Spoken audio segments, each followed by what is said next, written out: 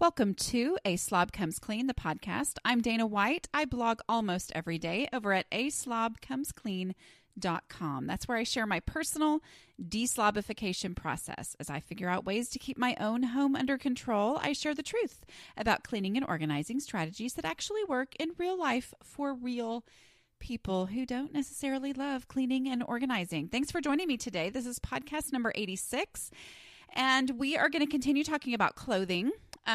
But before we get started, I want to apologize for the sound quality on last week's podcast. I put this in the show notes, but I know some people listen on iTunes and never look at the show notes.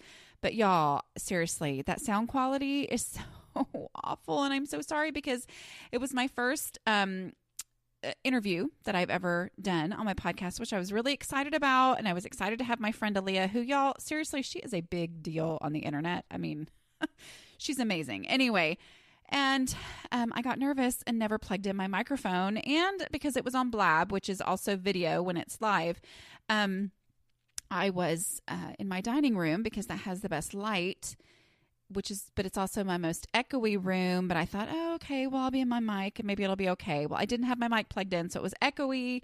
It was horrible sound quality. And then somehow I'm assuming it's because of my mic that every time my computer fan went on, it sounded like either somebody was using a leaf blower in my dining room with me, or like jets were going over. We used to live near an Air Force base where jets were going over all the time. So y'all, it was crazy. Anyway, I'm sorry about that. I apologize. And hopefully by the next interview that I do, which will be with Mary Carver of givinguponperfect.com and co-author of a book that we'll be talking about. Hopefully by the time we do that later in March, it won't be set. I'll have it figured out. At least this time I'm going to try to make sure I plug in my microphone. Y'all, so embarrassing. Okay. Anyway, so this is podcast number 86. We are talking about clothing.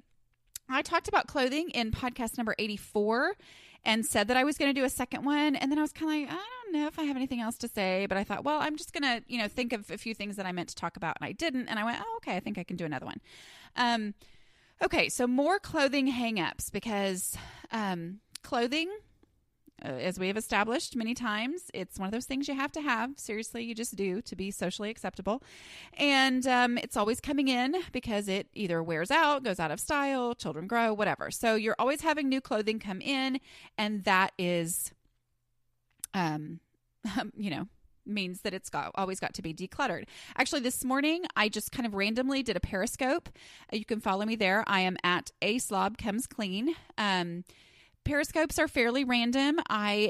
This was totally spur of the moment, which means I did not put it out on my video list, and I'm sorry about that. But it was just kind of very spur of the moment, and I thought, hey, I'm going to do this. But it was because I was showing what I got from ThredUp, my order. I mentioned thredup.com last week, or during that other podcast, 84, which the credit is actually 10 instead of 20 right now. And I'm sorry about that, but, you can get a credit if you've never signed up with them before. If you go to the show notes for this podcast number 86, it's also in 84.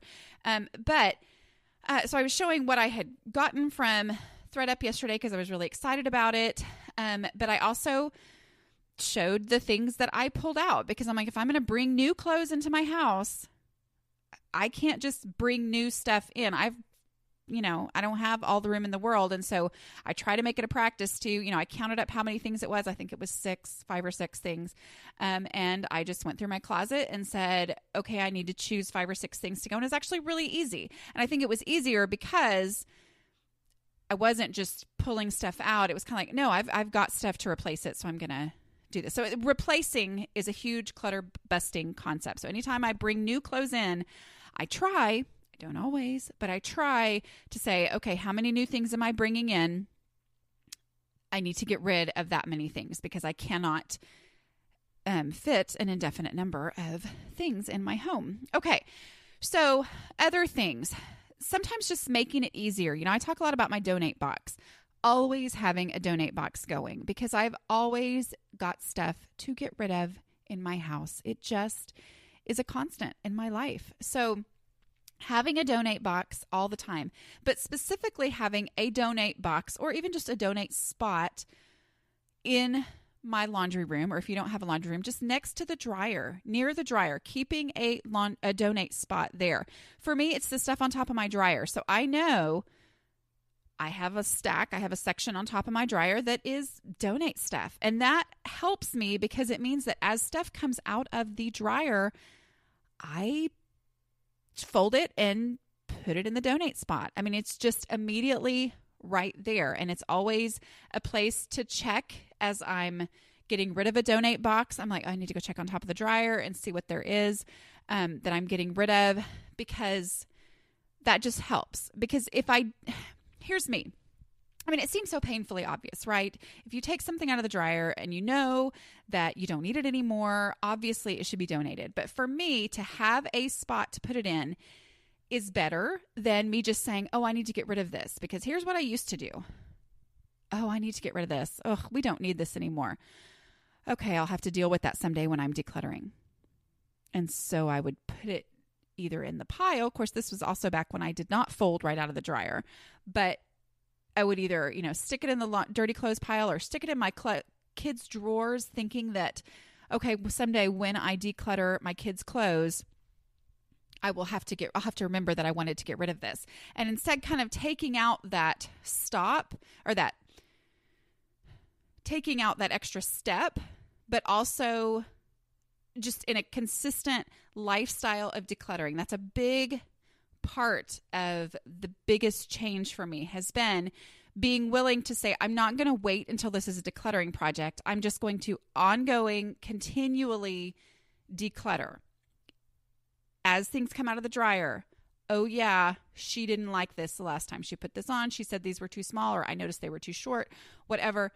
Stick it in the donate spot because it's there, it exists, it's convenient, and it's part of that lifestyle of decluttering. So that is a big thing. To have that donate spot designated, whatever, donate box is ideal, which all donate boxes should be donatable. It's not something that I personally cannot have something that I reuse. I don't do reusable donate boxes because that means I'm going to have to move things out of that temporary donate box into another one before I donate it. And that just doesn't work because that adds another step. Anytime I can eliminate those halfway points, those little procrastination stations, anytime I can get rid of those, that helps me significantly in getting clutter out of my house and keeping clutter out of my house. And I think especially, you can set up donate boxes anywhere where you consistently have to declutter, but I think the issue with clothing is it is something that consistently has to be decluttered.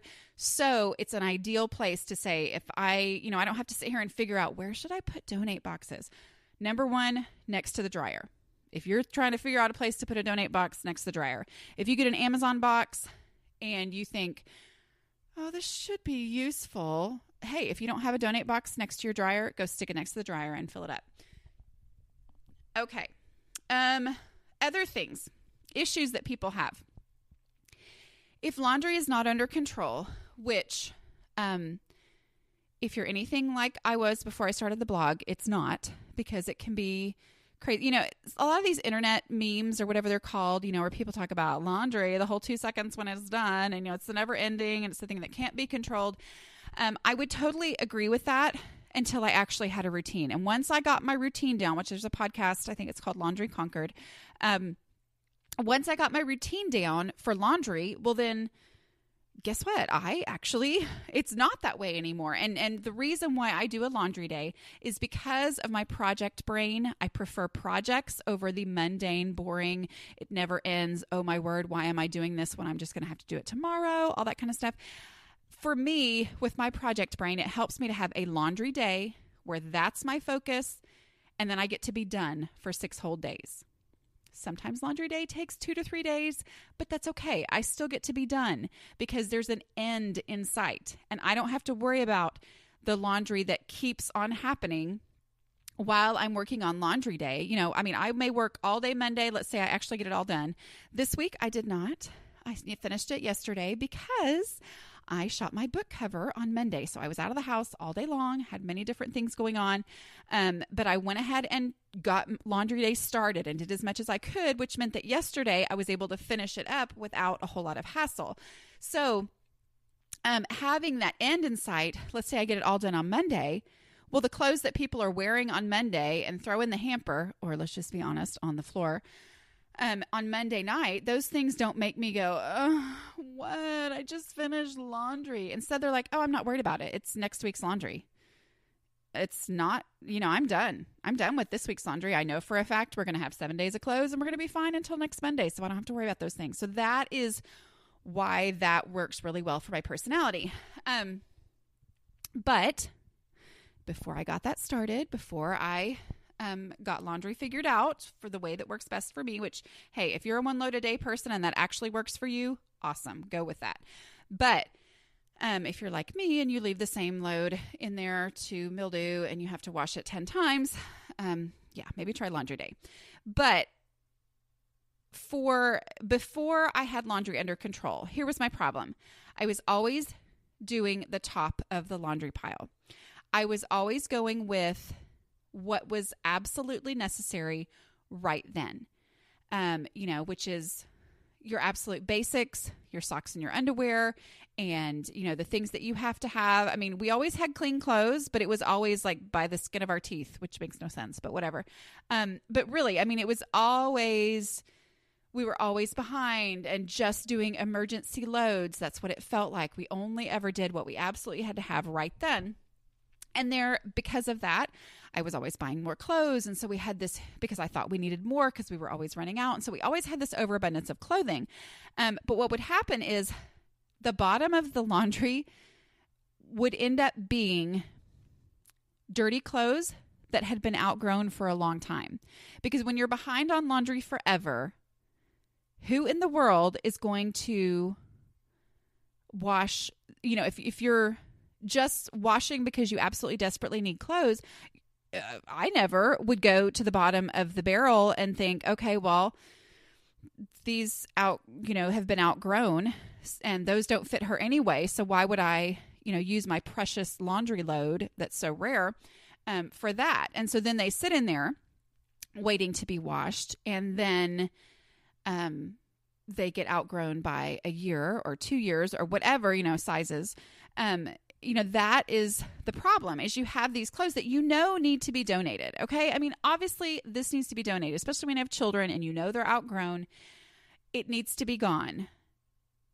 But when you're behind on laundry, it's really hard to do that. Okay. So but then not having those things conquered make the whole getting laundry under control also impossible. So it's this endless, vicious, horrible, awful cycle. Donating dirty clothes. You can't do it. Okay. Let's just say that from the get-go. You cannot donate dirty clothes. That would be really awful. But I understand that feeling of, I wish I could just donate dirty clothes, because it feels like they're this weight around your neck where you're going, I know I need to get rid of these, but I'm too overwhelmed to stop and wash them and do laundry on things that we don't even need right now. So it just is this pain and this real decluttering stumbling block when it comes to clothing. So since donating dirty clothes is not an option, what can you do? Well, first of all, I want to be really clear that we define dirty. Okay. As you get into a lifestyle of decluttering and as you start to go, wait, I hate this shirt, I need to get rid of it. If you pulled it out of your closet and it was clean, and you try it on and then realize you hate it because it itches or it's too tight or it's a little faded or it has a spot on it or whatever, which we'll talk about in a minute too. But if you decide that you don't like it because you tried it on, looked at it, decided you don't like it, but it was clean when you put it on, it's still clean. I mean, people try on clothes in stores and they do not wash them between each time that people try them on, which is kind of gross if we all think about it, but that's the reality. Okay. You try on clothes in a store. Who knows how many people have tried it on before you. I need to not think about stuff like that, honestly. But, so that is not dirty. Okay. So if you try it on, or if your kid puts it on and you see that the pants are, 3 inches too short, I tell my kids, go put it in the donate box right now. That is not dirty. So let's don't get hung up on that. But when they legitimately are dirty, they're in the dirty clothes pile, or you clean out your kid's room and you find random clothes stuffed under their bed, because that's what happens. Those are dirty clothes and those need to be washed, but you're donating them. And I'm not saying this like it's okay to donate stuff that's not in great condition, but I'm going to tell you that there are a lot of people in this world, a lot of organized people who do not sort their laundry. They do not sort it by colors. I like to sort mine by colors, but I can do that because I do a laundry day. And so it makes sense to sort it by colors because why not? I have to sort it somehow. But there are many times where I need to run that one little load and I'll just stick it all together. And y'all, it's not like it used to be. Things aren't like they were when we were children. Although I know we're of all different ages listening to this podcast, but it's not the same as it used to be. Now, a brand new red shirt, of course, I'm not going to wash that with whites. But if it's used clothing, then it's probably not brand new. It's probably been washed multiple times, and it's okay to stick it all together. Okay. Maybe it's not the most absolute perfect ideal laundry method, but you're donating it and it's better for you to get it clean and get it out of your house. So stick it all in there together, do that and get it out. And, I got this ThredUp order this morning or yesterday, and I washed it. So I'm sure there are people who probably buy used clothing at thrift stores and don't wash it before they wear it. But y'all, come on. I would say 99.9999% of people wash it before they do. Okay. So, now I'm going back to that whole, it's okay if you just tried it on really quickly. I'm not saying don't wash it. I'm saying you do have to wash it if it's legitimately dirty, but let's be honest about whether or not it's legitimately dirty. Okay. Does that make sense? I have no idea. So the ideal is if it's clean, you try it on, decide you don't like it, go ahead and donate it. You do not need to stick it in your laundry if it was clean before you put it on for the 2 seconds when you decided you didn't like it. But if the clothes are dirty, you do need to wash them, but wash them all together. Okay.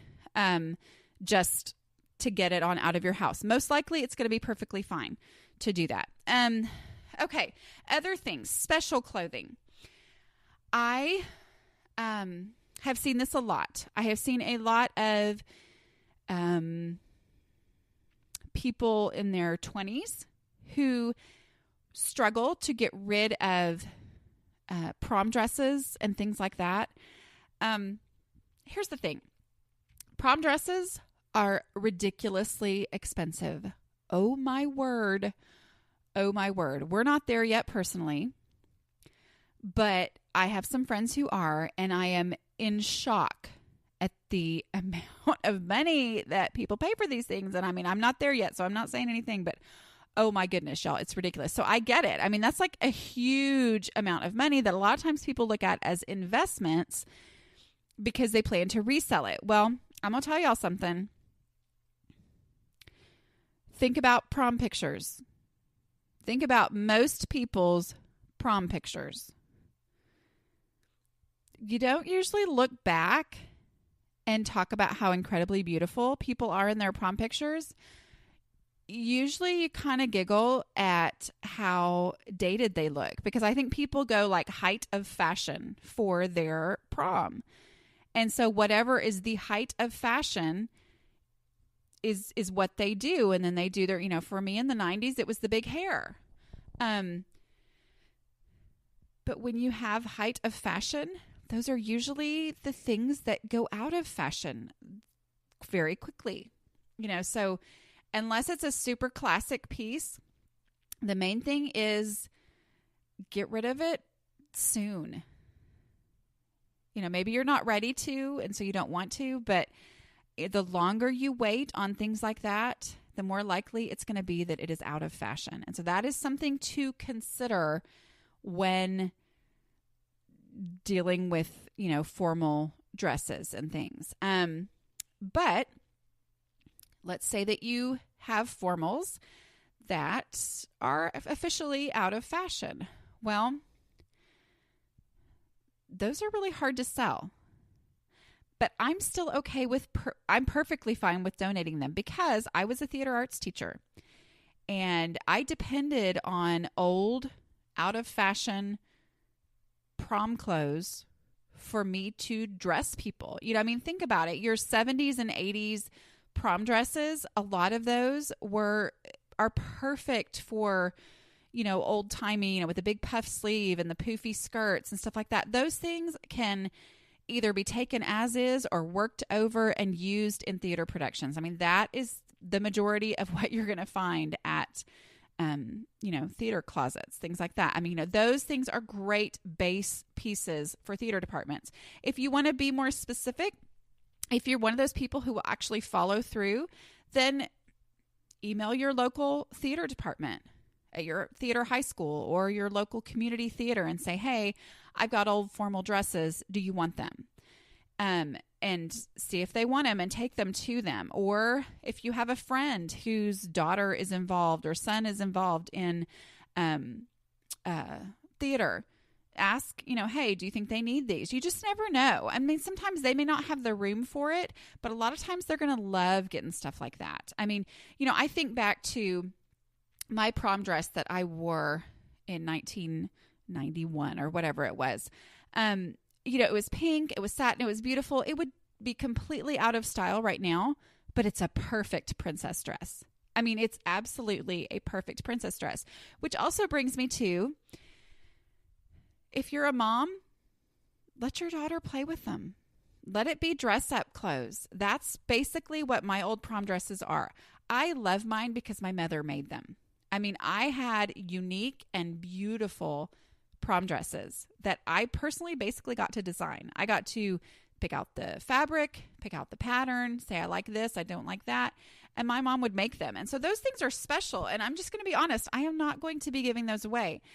But one of them was in my closet taking up space for a really long time, and I realized, okay, what is this doing in here? But then I gave it to my daughter, and it turned into a dream dress up thing because, you know, dress up clothes, they make them for young girls.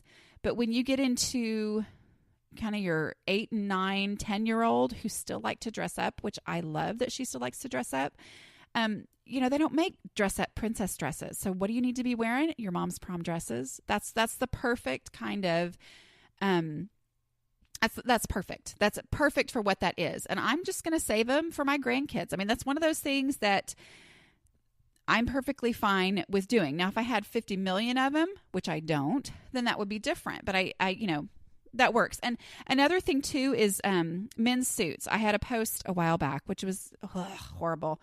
But in our rent house, we had moths and they got into my husband's suits and they were basically ruined. Like all of his suits were ruined.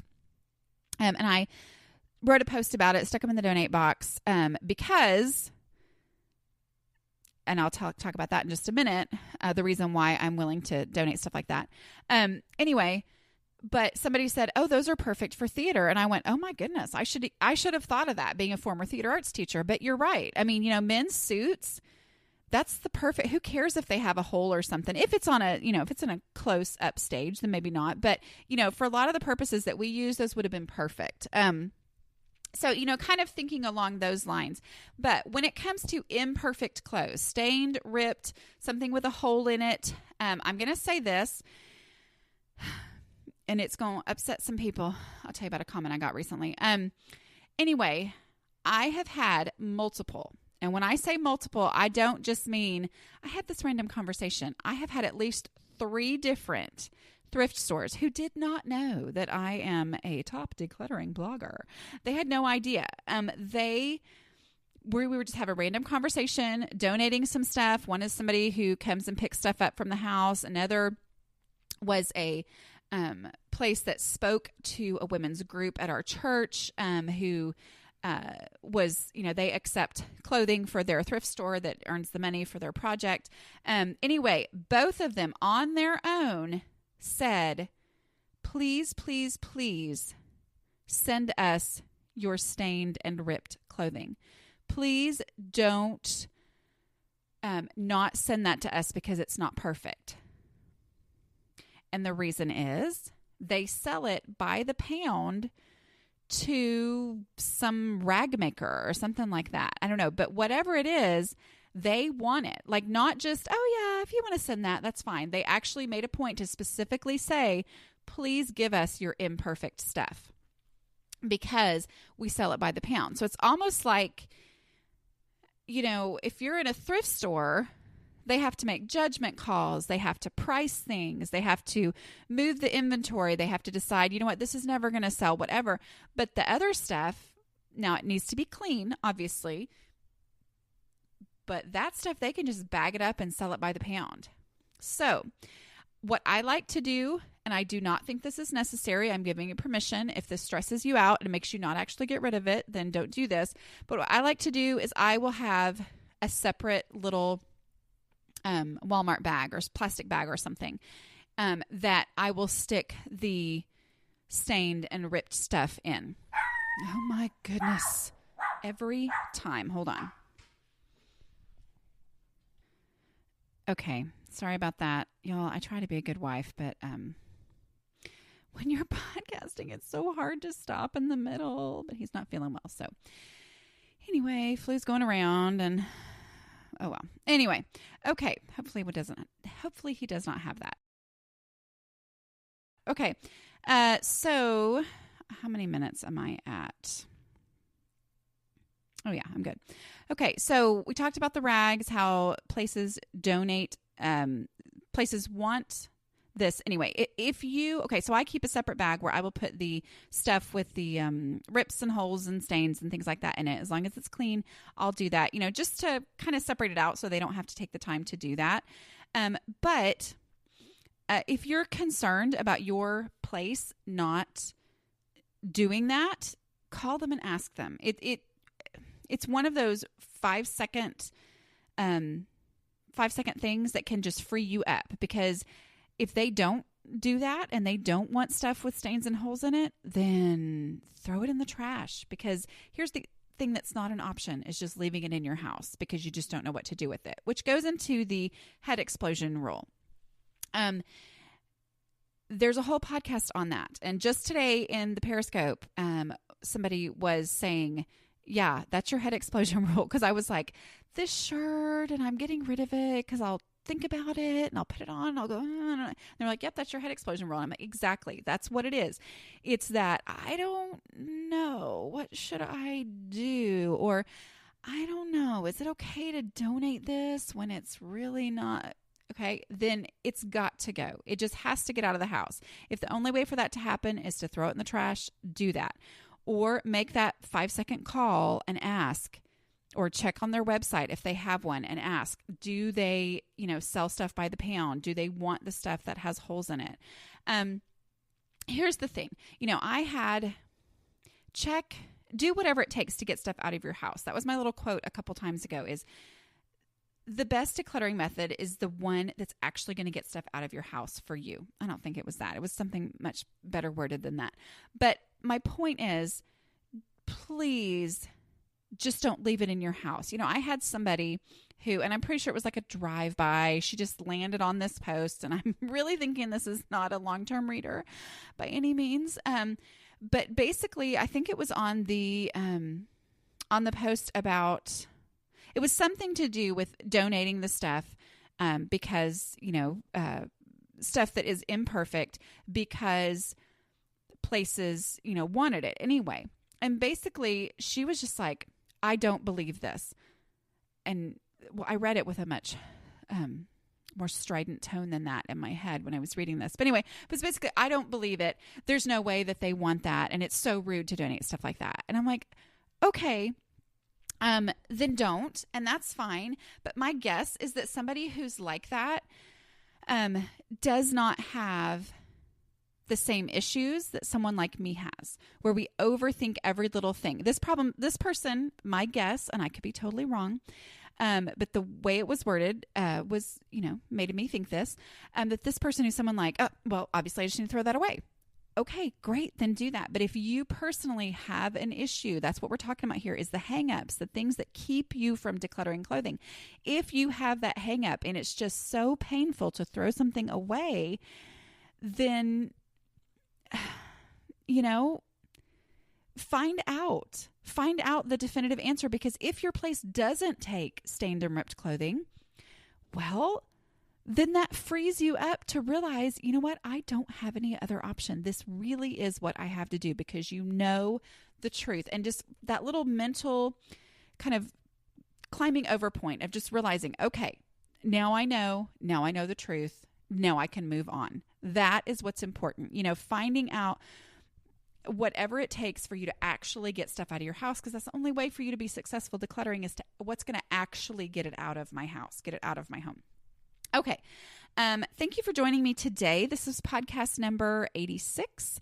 And if you would like to be a patron of the show, you can go to patreon.com/A Slob Comes Clean. We had our hangout on Monday for February. This month's, I'm not sure what the date will be, but it will be an evening hangout, so that sometimes makes my goal is to do morning or evening, alternating each month, so that those people who cannot do one or the other will at least be able to hopefully hit every other month. So that's fun. I enjoy those. And go to patreon.com/A Slob Comes Clean. I'll put a link in the show notes as well if you'd like to be a patron. And join me on Periscope, because who knows, maybe I will actually do a few Periscopes here and there. Thanks for joining me, and I will talk to you next week. Bye.